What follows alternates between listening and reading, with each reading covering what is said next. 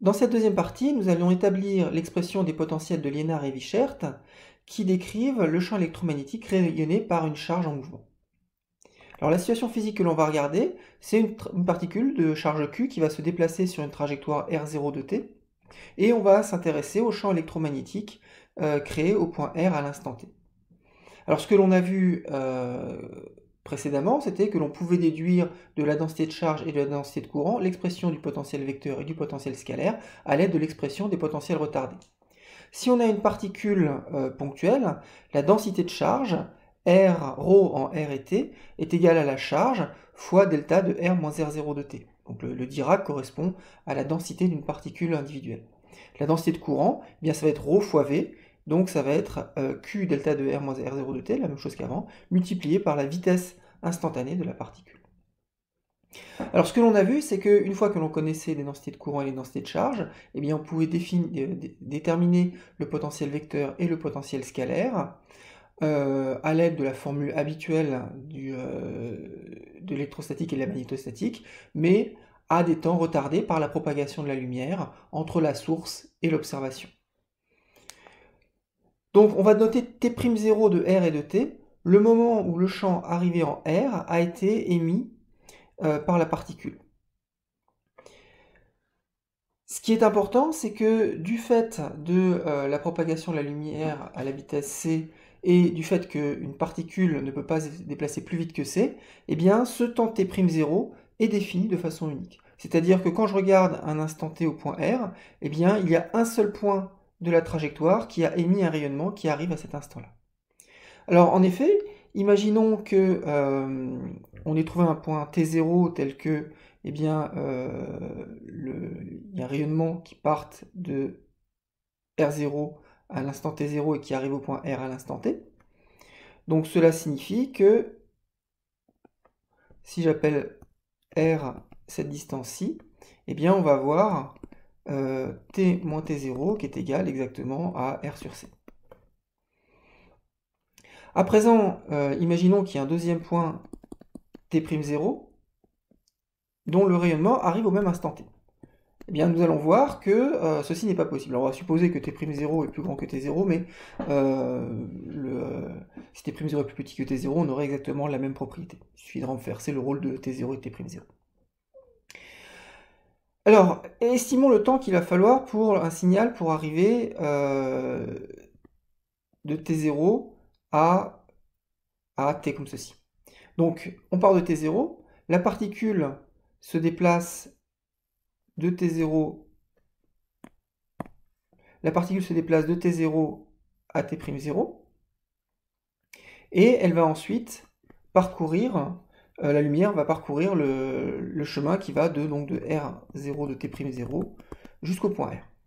Donc évaluons combien de temps cela va prendre, le temps pour faire tout ce trajet. Eh bien ça va être l'intégrale de ds divisé par v, où s est donc l'abscisse curviligne le long de ce chemin, et v c'est la vitesse du trajet ou de la vitesse de l'information, donc c'est soit la vitesse de la particule, soit la vitesse de la lumière. Donc comme il y a une fraction finie de cette trajectoire pour laquelle c'est la particule qui transporte l'information, eh bien cette vitesse va être strictement plus petite que c, et donc ceci est plus grand que l'intégrale de ds sur c. C'est strictement plus grand à cause de cette région-là où on va se déplacer à une vitesse qui est strictement inférieure à la vitesse de la lumière. Et dans cette région-ci, eh bien, on se déplace exactement à la vitesse de la lumière. Et donc, ceci est égal à L total divisé par C, où L total, donc, c'est la longueur totale du trajet sur ce chemin-là. Alors, comme par définition, le trajet ici se fait en ligne droite, eh bien, on a que L total est strictement plus grand que R. Donc, ceci est strictement plus grand que R sur C. Et donc, on voit que si on émet la lumière à un temps t'0 après le temps t0, eh bien, par définition, on va forcément arriver au-delà du temps t, puisque R sur C, c'est exactement t0, t moins t0, pardon. Donc vous voyez que il n'y a qu'un seul instant qui va connecter grâce par la propagation d'une onde électromagnétique la trajectoire et le point où on observe. Alors une petite remarque, ce raisonnement utilise explicitement le fait que la particule se déplace moins vite que la vitesse de la lumière. Alors évidemment, si on considère une particule se déplaçant dans le vide, elle ne pourra jamais dépasser la vitesse de la lumière du fait des postulats de la relativité. Mais maintenant, si la particule se déplace dans un milieu, eh bien la vitesse de la lumière dans ce milieu est plus petite que c, évidemment, c'est égal à c sur n, et la particule chargée peut à ce moment-là se déplacer plus vite que c sur n, que la vitesse de la lumière dans ce milieu-là.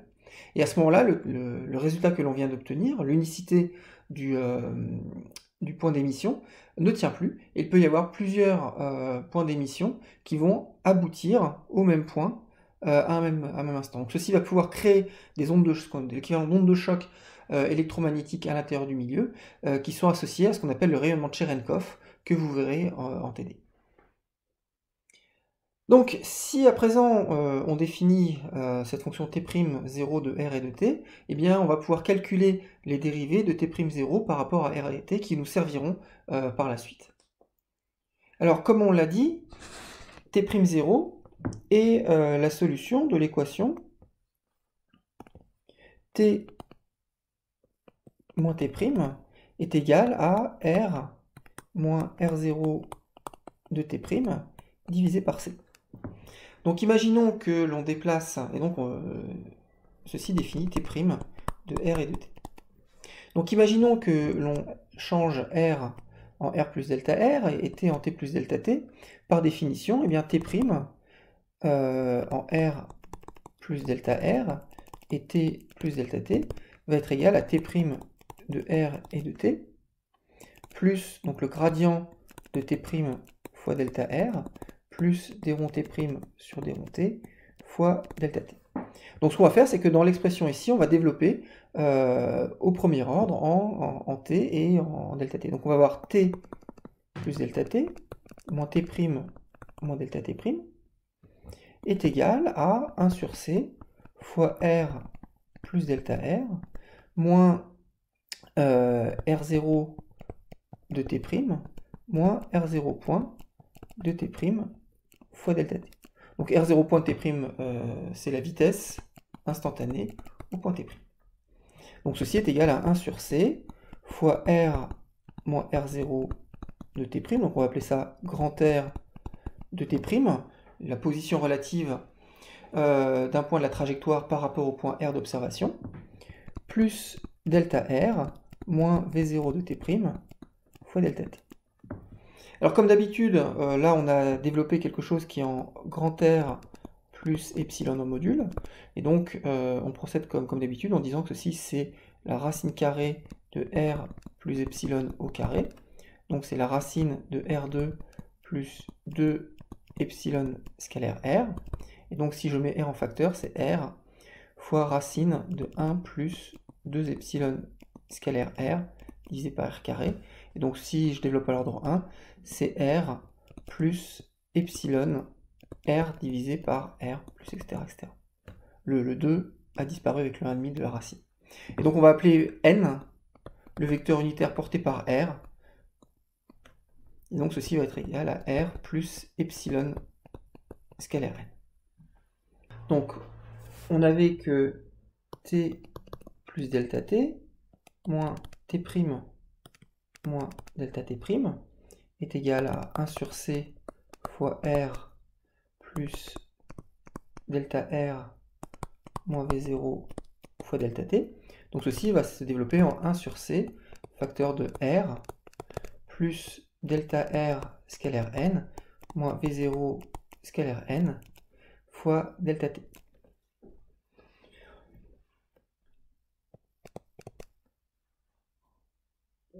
Donc on a que t, t', r s'identifient, enfin sont identiques à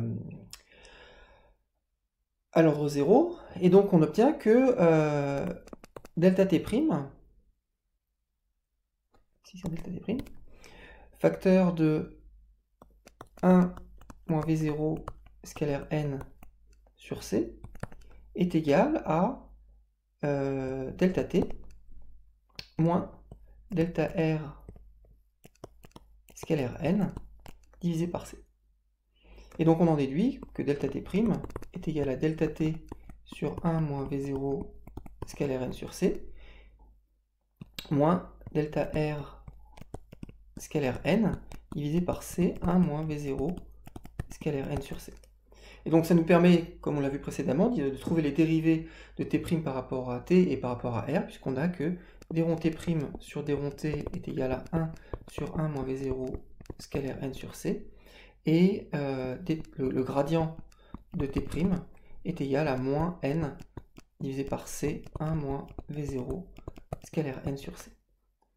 Donc voilà les expressions que l'on obtient.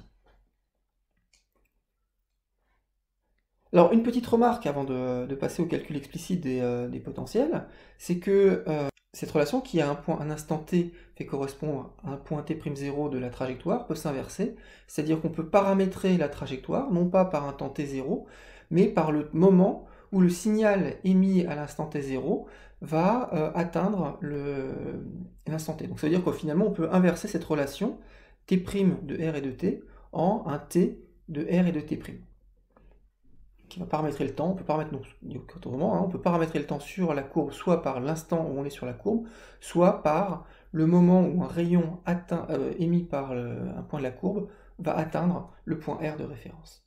Donc ça, on l'utilisera tout à l'heure, cette propriété-là. Donc on revient au calcul maintenant du potentiel lui-même.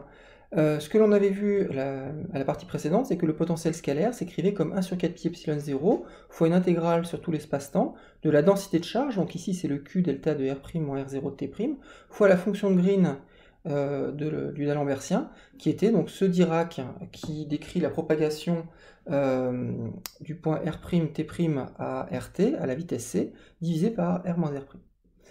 Alors ce que l'on avait fait la fois précédente, c'est que l'on avait intégré par rapport au temps, mais ici, comme on a aussi un Dirac par rapport à la position, en fait ce qu'on va faire, c'est qu'on va d'abord intégrer par rapport à la position. Donc l'intégrale sur des 3R' de ce Dirac va sélectionner R' égale à R0 de T', donc on va remplacer R' par R0 de T' ici et là. Et ce que l'on obtient en définitive, c'est qu'une intégrale sur dt' de delta de t moins t', R de t' sur C, divisé par R de t'.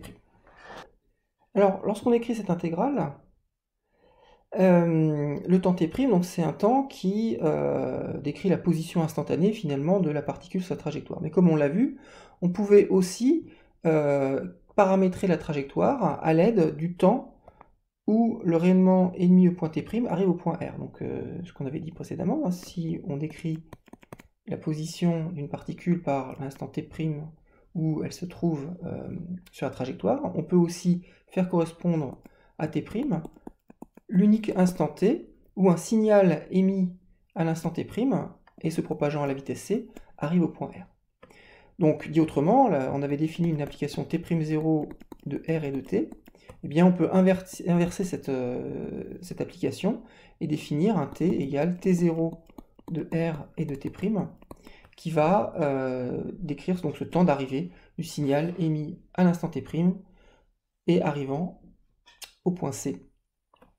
Et donc plutôt d'intégrer par rapport à t', on va intégrer par rapport à ce t0. Donc à ce moment-là, eh bien, on va avoir une intégrale qui va s'écrire comme Q sur K pi epsilon 0, l'intégrale sur dt0, dt' sur dt, delta de t moins t0 divisé par R de t'. Puisque ceci n'est rien d'autre que t0. Et ce dt' sur dt, eh bien, comme la fonction t0 de R et de t' et t'0 de R et de t sont l'inverse l'une de l'autre, c'est rien d'autre que le dt'0 sur dt qu'on avait calculé précédemment. Donc l'intégrale sur dt0 est très simple, puisqu'elle va sélectionner simplement t0 égale t.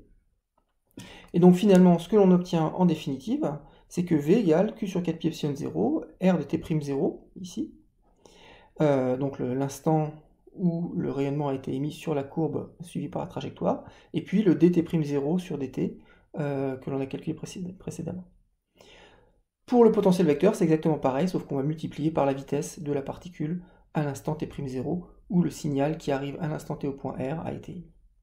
Donc voilà, on a les expressions des deux potentiels, le potentiel scalaire et le potentiel vecteur à un instant quelconque. Alors, la subtilité, il faut bien voir, c'est que t'0 ici, et puis n, qui fait intervenir là aussi t'0, et de même la vitesse v0, sont des fonctions de r et de t. Puisque suivant l'angle droit et l'instant où on regarde, eh bien, on va émettre le signal à un point différent de la courbe. Donc c'est ce qui va rendre un petit peu technique le calcul des champs électriques et magnétiques correspondant à ces deux potentiels. On ne peut pas simplement dériver par R ou par V ici, ou par rapport au temps ici, pour obtenir leur expression. Il faut bien faire attention à toutes les variables qui interviennent donc dans t'0 de R et de T, V0 de t'0 de R et de T, et puis N, etc. de R et de T. Alors, tout calcul fait, on ne va pas faire ce calcul exact. Tout calcul fait, on obtient l'expression ici pour E et B. Donc, ça, c'est pas si compliqué que ça quand même. Et je voudrais juste signaler deux points. Alors, on voit qu'il y a deux termes à chaque fois, un terme ici et un terme là, avec des dépendances différentes en R. Ici, on a des termes en R carré, et là, des termes en 1 sur R. Ces deux termes-là, on voit qu'ils dépendent uniquement de la vitesse de la particule. Quand la vitesse est nulle, ce terme dans le champ magnétique disparaît, et puis quand la vitesse est nulle là, on a uniquement ce terme radial. En fait, et ce terme-ci va être proportionnel à l'accélération de la particule. Donc si on a une particule qui se déplace à vitesse constante, l'accélération est nulle, et ces deux termes de droite disparaissent. Et donc on a uniquement ces deux termes-ci. Ces deux termes-ci, en fait, c'est les termes qu'on a déjà calculés lorsque l'on avait utilisé l'inverse de Lorentz pour calculer le champ électrique et le champ magnétique d'une particule en mouvement rectiligne uniforme à partir de la loi de Coulomb. Donc ça, c'est des contributions qui sont connues.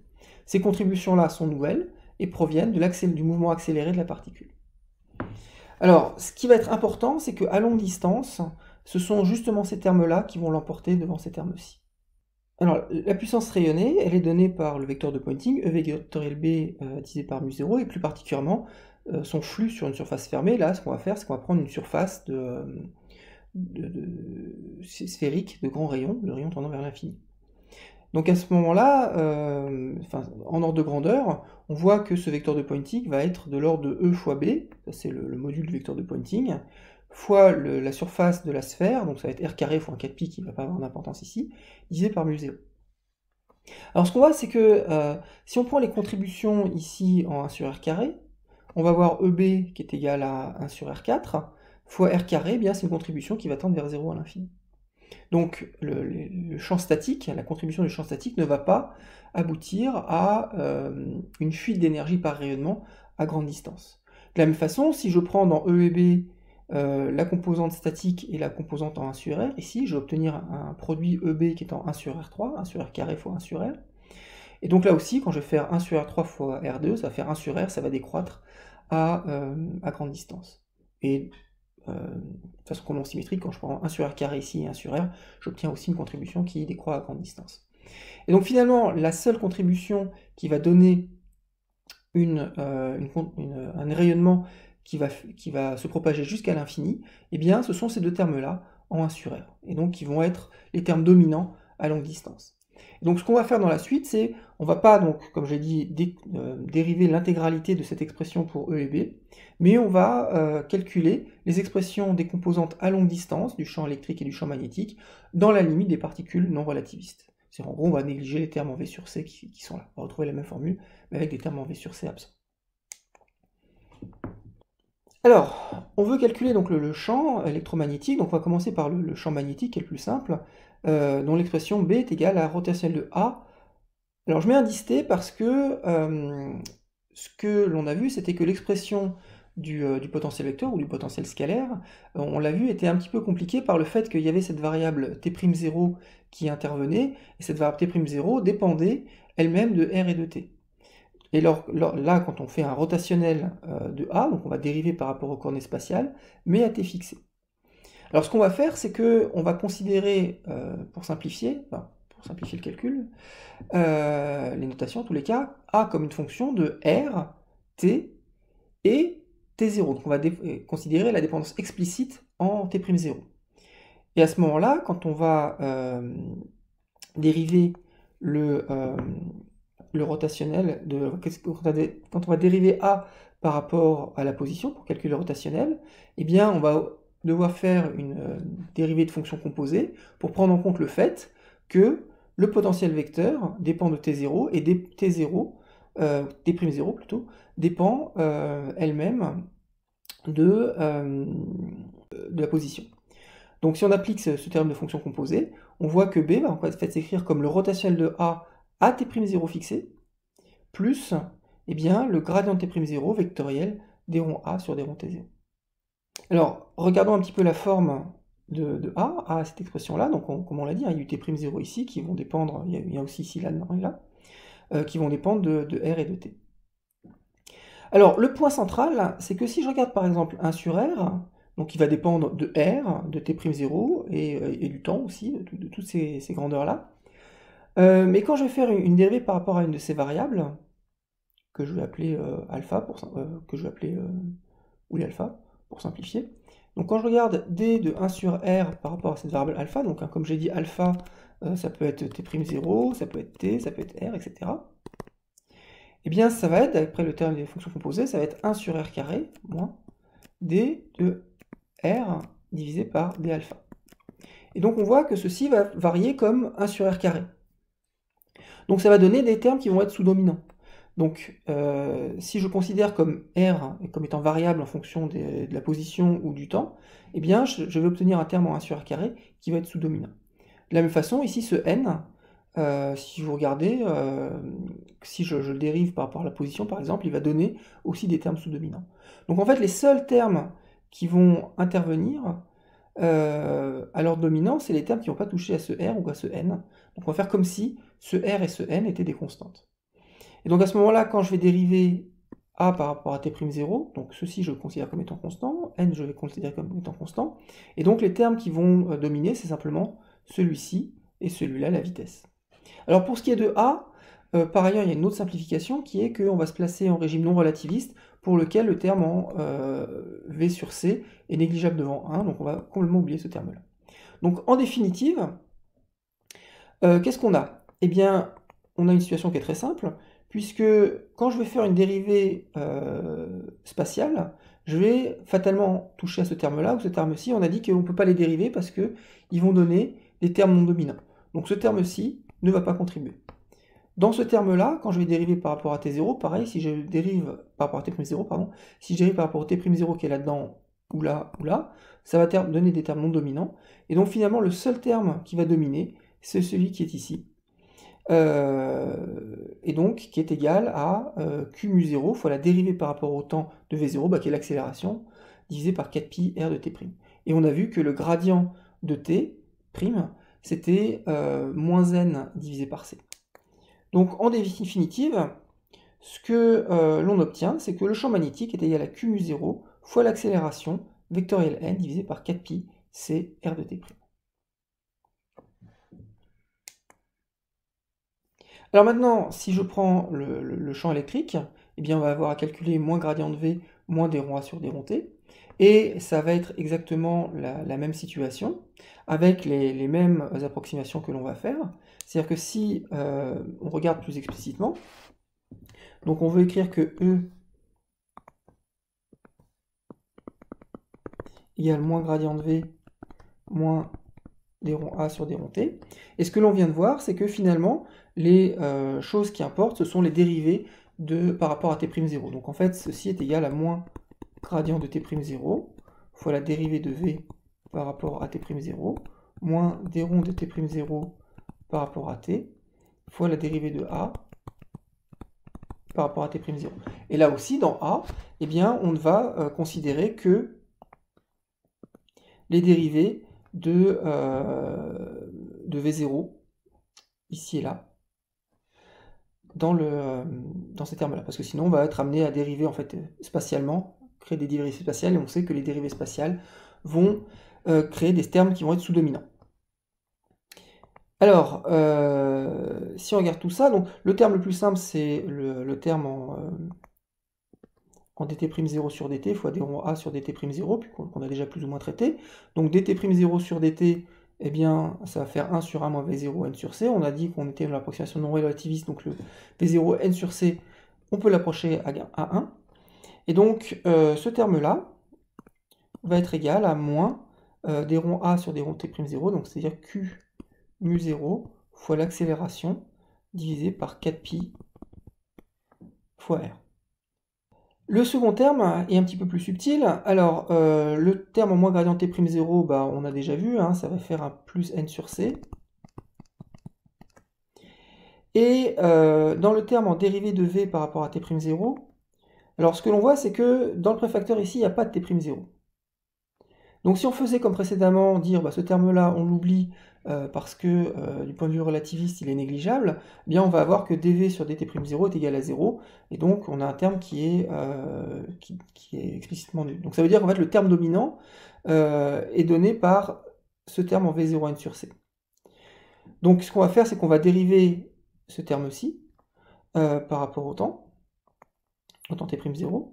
Donc je vais avoir un multiplié par q sur 4pi epsilon 0 r fois la dérivée de ceci par rapport à t'0, donc ça va me donner un moins l'accélération scalaire n divisé par c, divisé par 1 moins v scalaire n divisé par c au carré, et puis il y a un plus, tout simplement parce que je dérive 1 sur x, donc il y a un moins 1 provenant de la dérivée de 1 sur x, et il y a un moins 1 provenant du moins 1 qui est là.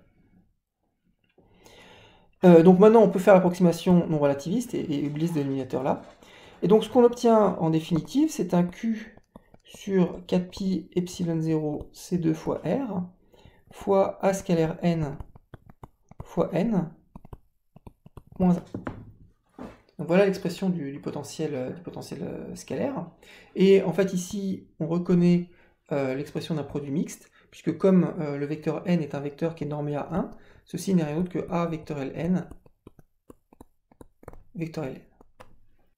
Ce que l'on obtient pour le champ électrique, donc c'est cette expression-ci, Q sur 4pi epsilon 0 C2R fois l'accélération vecteur ln vecteur ln. Donc on voit qu'on a bien des contributions qui sont 1 sur R, donc l'inverse de la distance entre le point d'observation et le point courant sur la trajectoire. Et dans les deux cas, ces contributions sont proportionnelles à l'accélération de la particule, exactement comme dans la formule exacte que je vous ai montré dans le slide précédent. Et vous pourrez vérifier que dans l'approximation relativiste, effectivement, ces expressions approchées sont identiques à celles que je vous ai montrées tout à l'heure. Alors, comme on l'a vu, ce qui caractérise ces contributions à longue distance, c'est l'existence d'une puissance rayonnée à l'infini. Et donc nous allons calculer explicitement cette puissance rayonnée. Alors, tout d'abord, notons la structure du champ électromagnétique. C'est une structure non plane. Si vous regardez, donc on va prendre l'accélération dans cette direction-ci, et on a le vecteur n qui est comme cela. Eh bien, ce que vous voyez assez facilement, c'est que B est égal à A vectoriel n, donc si A est comme ceci, n est comme cela, B vectoriel n est dans le plan orthogonal. Et le champ électrique, lui, étant A vectoriel n, donc dans le plan orthogonal vectoriel n, donc orthogonal comme ceci. Et donc ce que l'on a, c'est que le champ électrique, et le champ magnétique et le vecteur n forment un trièdre. Et par ailleurs, on a, si vous regardez les formules, eh bien on a que le module de B est égal à E divisé par le module de C, ce qui signifie en fait que localement, en tous les cas, on a une structure d'onde électromagnétique qui est analogue à celle d'une structure d'onde plane, donc avec le vecteur E, le vecteur B, le vecteur N qui forment un trièdre orthonormé, et le champ électrique et le champ magnétique qui ont des modules qui sont dans un rapport qui est égal à la vitesse de la lumière. Alors, avec ceci, si on prend le vecteur de Poynting pi, c'est E vecteur LB sur mu0, et bien exactement comme pour une onde électromagnétique, il va être parallèle au vecteur n, et son module va être égal au produit des modules de EB divisé par mu0, donc ça va être Q carré, A vecteur ln au carré divisé par 4pi carré, epsilon 0 C3 divisé par R au carré. Donc il y a un mu0 qui disparaît avec le mu0 qui est ici. La puissance s'écrit ensuite comme le flux du vecteur de Poynting. Donc ici on va prendre une surface sphérique de grand rayon, de façon à ce qu'on puisse utiliser cette formule approchée pour le vecteur de Poynting. Et donc le ds ici en coordonnées sphériques va être égal à r carré fois d2 oméga, donc d2 oméga c'est l'élément d'angle solide, qui est égal à sinus θ, dθ fois dφ. Donc ce qu'on voit, c'est que les r carrés qui sont ici vont simplifier avec le r carré qui est là, et finalement, ce que l'on a, c'est qu'on a un q carré à vectoriel n au carré, 4pi carré, epsilon 0, c'est 3 d2 oméga. Alors, ce qu'on prend, c'est que pour les coordonnées sphériques, on va prendre comme axe l'axe de l'accélération, ici, donc on a vecteur n qui est comme ceci, donc ici on a θ, et ce qui fait que a vectoriel n, en module, c'est simplement a fois sinus θ.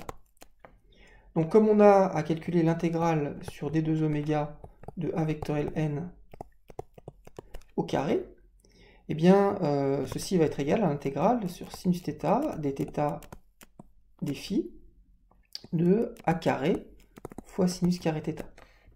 Et donc c'est égal à a carré, l'intégrale sur dφ se fait sans difficulté, c'est juste 2pi, fois l'intégrale de 0 à pi de sinus cube de θ dθ.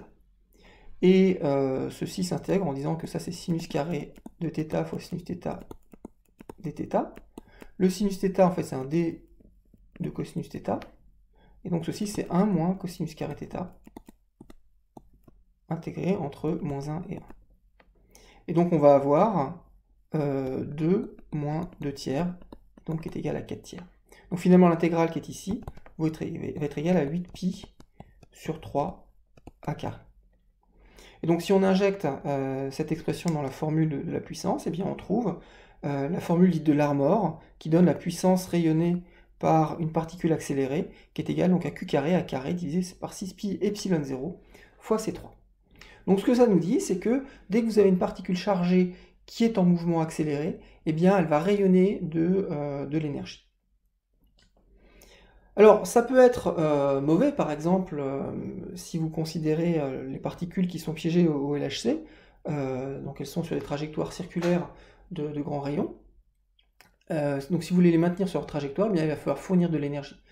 Et donc plus leur accélération est grande, plus il va falloir fournir de l'énergie. Ça vous explique pourquoi est-ce que le LHC est un accélérateur de très très grand diamètre, puisque à vitesse donnée, plus le rayon de courbure va être petit, plus l'accélération va être grande. Donc si vous voulez minimiser ce rayonnement, qu'on appelle le rayonnement cyclotron, eh bien il va falloir prendre des trajectoires de très très grand diamètre. Donc ça vous explique pourquoi est-ce qu'on va prendre un accélérateur de 30 km de diamètre, c'est pour minimiser ce rayonnement cyclotron. Alors après, il y a des situations où vous pouvez tirer parti de ce rayonnement pour créer des sources de champs électromagnétiques. Par exemple, dans un synchrotron, on va utiliser le fait que justement des particules sur les trajectoires circulaires vont émettre un rayonnement. Et si vous avez des particules qui sont relativistes, ce que vous avez vu, c'est ce qu'on a vu dans le cours sur la relativité, c'est qu'il y a un effet phare qui va concentrer le rayonnement vers l'avant. Donc le rayonnement émis par les particules, en fait, se concentre vers l'avant. Et vous voyez que sur le synchrotron Soleil, en fait, il y a ce qu'on appelle des lignes qui vont prélever les rayonnements de haute énergie émis par les électrons qui tournent dans le synchrotron. Ici, là, là, là. Pour faire des analyses par rayon X, par exemple, de matériaux. Une autre application de ce rayonnement cyclotron, c'est la réalisation de ce qu'on appelle des lasers à électrons libres, qui vont être des lasers qui vont être capables d'émettre sur des grandes gammes de longueur d'onde, y compris dans des gammes de très très haute énergie. Et l'idée de ces lasers à électrons libres, vous en avez bien par exemple en Europe à Hambourg, c'est le laser XFEL, donc X parce que ça met des rayons X, et F c'est Free Electron Laser. Et donc dans laquelle, ce qu'on fait, c'est qu'on prend un électron, un faisceau d'électrons, que l'on fait passer dans des aimants qui sont alternés. Et donc ce qui fait que les électrons ont un mouvement oscillant comme ceci, et ce mouvement oscillant va générer un rayonnement électromagnétique que l'on va amplifier par effet laser pour générer donc une source cohérente de haute énergie. Donc vous voyez ce rayonnement cyclotron qui décrit le rayonnement émis par une particule en champ magnétique peut, dans certains cas, être utilisé pour créer des sources de rayonnement de haute énergie contrôlées. Une autre application de cette formule de Larmor, c'est de comprendre le problème qui avait hanté les physiciens du début du XXe siècle après l'expérience de Rutherford. En effet, celui-ci, vous le savez, avait démontré que le modèle du plum pudding de Thomson ne pouvait pas être valable, puisque les données de diffusion de particules alpha sur des atomes d'argent prouvaient que l'atome est essentiellement fait de vide, et Rutherford avait ensuite développé son modèle planétaire de l'atome dans lequel l'électron tourne autour du noyau. Néanmoins, ce qui se passe, c'est que quand vous avez ce modèle planétaire, eh bien, l'électron est accéléré, donc il va, d'après le principe fondamental de la dynamique, si vous supposez que la physique classique est correcte, vous savez que ma est égal à e carré sur r carré, que je peux aussi écrire de la façon suivante, c'est 1 sur e carré fois e carré divisé par r au carré, de façon à faire apparaître l'énergie potentielle électrostatique de l'électron, e carré sur r. Et vous savez que sur une trajectoire circulaire, d'après le théorème du viriel, cette énergie potentielle est égale à 2 fois l'énergie totale de l'électron, donc ceci va être égal à 4 divisé par e carré fois l'énergie au carré. Et donc en définitive, l'accélération de l'électron sur sa trajectoire va être égale à 4 sur m e2 fois e2. Alors, donc le mouvement de l'électron étant accéléré, eh bien, il va rayonner une partie de son énergie sous forme électromagnétique. Donc la dérivée de l'énergie par rapport au temps est donnée par la formule de Larmor. Donc on va avoir moins q carré sur 6pi epsilon 0 fois a carré divisé par c3. Alors si je veux faire apparaître e carré ici, il me manque un 4, donc je vais multiplier en haut et en bas pour faire apparaître e carré, donc je vais avoir un moins 2 tiers de e carré sur C3, multiplié par 16 fois E4, divisé par m carré E4. Donc ici, je vais avoir des E carrés qui vont s'en aller. Et donc, j'en déduis au final que dE sur E4 est égal à moins 32 tiers de 1 sur M2 C3 fois E carré. Donc ce terme-là, fois dt. Et ça, c'est aussi égal à moins 1 tiers de d de 3. De d de 1 sur 3. Donc lorsque l'électron va se désexciter, eh bien, il va se rapprocher du noyau, et donc son énergie va tendre vers moins l'infini. Et donc si on regarde le temps que ceci va mettre, eh bien, ceci va être donné par l'intégrale de cette équation entre, donc, pour l'énergie E0 et moins l'infini, et puis pour le temps, le 0 et le temps t que ça va mettre.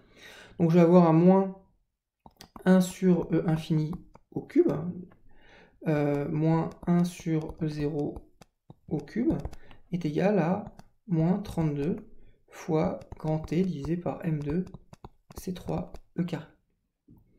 Donc on a dit que infini c'était moins l'infini, donc ce terme-là vaut 0. Et donc on voit que T égale à M2 C3 E carré divisé par moins E0 cube. Alors le moins ne doit pas nous affoler puisque on sait que l'énergie E0 est négative. Donc voilà le temps que met notre particule pour se désexciter. Alors on peut écrire ça de la façon suivante. On peut faire apparaître un MC2 au carré. On va y voir un E0 au carré qui est ici. Et puis ça va me laisser un E2 sur E0. Et il manque un C qui est là. Alors ici on voit le début d'un E2 sur H bar C. Donc je vais mettre un H bar ici et là. Donc je vais apparaître la constante de structure fine. Donc je vais avoir un alpha MC divisé par E0 au carré fois H bar divisé par E0.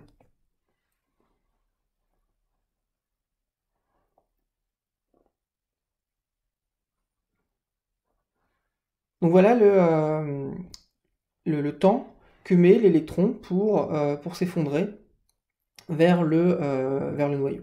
Alors si on met des chiffres,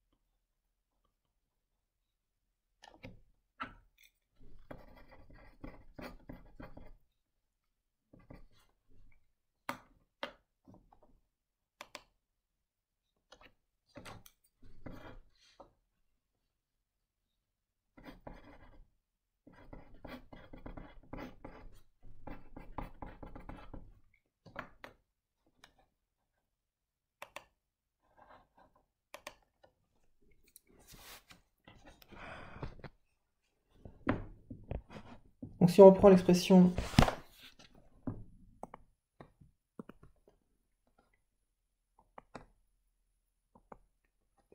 l'expression précédente, hein, on a T qui est égal à h bar sur E0 fois alpha mc2 E0 au carré. Et ce qu'on va prendre, c'est pour E0, on va prendre, disons, le Rydberg qui est égal à M4 sur h bar 2. Alors, ce que l'on sait, c'est que le Rydberg, en fait, vous voyez, c'est MC2 fois E4 divisé par h bar 2 C2, donc c'est MC2 fois la constante de structure fine au carré. Donc ceci est donné par l'inverse de la constante de structure fine, donc ceci va être égal à h bar sur E0 fois 1 sur alpha au cube. Donc ça va être à peu près égal à 10 puissance 6 fois h bar sur E0, donc, puisque alpha c'est à peu près égal à 1 centième. Alors maintenant, donc, si je regarde ce h bar sur E0, à quel temps ça correspond? Eh bien, on a dit que E0 c'était à peu près le Rydberg, donc ça fait à peu près 10 électronvolts, donc ça fait à peu près 10 moins 18 joules, 10 électronvolts. Et donc h bar sur E0, c'est 10 moins 34 divisé par 10 moins 34 divisé par 10 moins 18, ça fait à peu près 10 moins 16. Et donc ça fait un temps d'à peu près 10 moins 10 secondes.